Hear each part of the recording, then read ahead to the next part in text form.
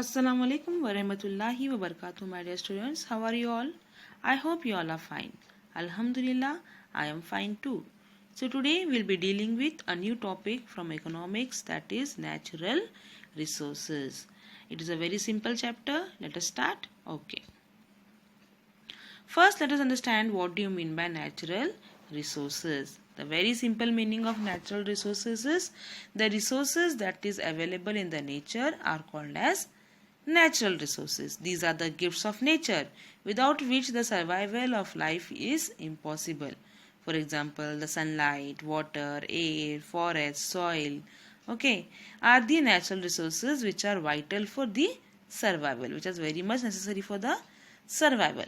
So natural resources are naturally occurring substances that are considered valuable in their natural form. So the resources which are available in the nature and they are very much valuable. Okay. So those resources are called as natural resources. Thus the soil which grows, water that supports many of our activities, and the trees that give us many services, the air we breathe, the minerals that are raw materials for many products, etc., are all natural resources. So the soil which grows plants, trees and all, the water we use for so many activities, the trees that give us so many services, and the air that we breathe, the minerals are the raw materials for so many products, right? So these all are considered as natural resources. Now there are different types of natural resources. The two major types of natural resources are renewable resources and non-renewable resources. First, let us understand what are renewable resources. Some natural resources get replenished as we use them. So these resources are called as renewable resources. So some natural resources are there that they are getting replenished, they are finishing. We are using more and more and more, we are utilizing it a lot. So such resources are called as renewable resources. Nature through its natural processes go on replenishing them, means they don't finish, okay, but we go on increasing using them, utilizing them, it is getting replenishing. They are also called as non-exhaustible resources which can get exhausted. For example, water, land, forest, sunlight and heat are some examples. So these are the resources which are getting replenished, means now if we use water also, again water is coming from some other source, land also is there, then forests are there, okay. So these resources if we use also, they won't exhaust, okay. So they are called as non-exhaustible resources. But what is the meaning of non-renewable resources? The resources which cannot be renewed, which can't be again prepared, okay. Some natural resources get depleted as we go on using them. So there are some resources which go on depleting. Depleting means they are decreasing. As we are using them, they are decreasing. These resources are known as exhaustible resources. They get exhausted, they get finished. Minerals like iron ore, copper, gold, manganese, bauxite, etc. Also mineral fuels like coal, petroleum, natural gas, uranium, thorium, etc. So these resources are getting exhausted. Resources which get depleted cannot be renewed. Okay, once they are finished, we can't again create them or generate them. So such resources are called as non-renewable resources. Nature cannot replenish them through its processes, and so they are known as non-renewable resources. So some examples of renewable resources are solar energy, wind power, okay, then hydropower. All these are renewable resources. And what are the examples of non-renewable resources? The examples of non-renewable resources are coal, petroleum, natural gas, okay, and nuclear power. So these resources are not renewed, okay. So we have to use those resources very judiciously. So we see there is scarcity of resources. Scarcity means lacking, shortage of some resources is there. Scarcity is a situation where there is increasing in the wants in relation with the availability of the resources. So why we see this scarcity? We see scarcity. Scarcity is a situation where demands are increasing, wishes are increasing, wants are increasing, but availability of the resources is less. So this is called as scarcity, shortage. Okay, what are the main factors of increasing scarcity? What are the main reasons for the increase in this scarcity? The first and the foremost reason is overpopulation. Why do you think that overpopulation is the reason for scarcity of resources? The increasing population requires additional land for growing additional food and providing shelter, which is met through conversion of forest land into agricultural land and agricultural land into residential, commercial and industrial land. So to fulfill the need of the population to survive, we require land, additional land. Firstly, we require more land to grow more good for them, food for them, then provide shelter. Okay, then how do we get this land? We convert the forest into agricultural land, and later that agricultural land is again converted into residential, means for construction of homes, for commercial and for industrial use. This way overpopulation is the problem for scarcity. Next is growing industrialization. What do you mean by growing industrialization here now? With increased industrialization, the extraction of mineral oils, crude oil and water increases, resulting in emptying the mines, oil wells and water resources. So because of growing industrialization, also minerals are required as raw materials for those industries, and because of this also scarcity can be seen. Next is expanding urban areas. So what are urban areas? Are those areas which have huge population and which live in a very small area. Naturally, the demand for resources and generation of waste is very high, contributing to reduction in quantity and quality of resources. Just imagine the plight of Bengaluru, which receives Kaveri water from hundreds of kilometers away, and that pure water is converted into wastewater by household and industrial units. Isn't it? These urban areas are increasing so much that they don't even realize how they are wasting the resources. Now the water is of the Kaveri river is used not only for drinking but for bathing also, for planting also, for everything. So that water should be conserved, right? So we say, keep on saying, don't waste water. Okay.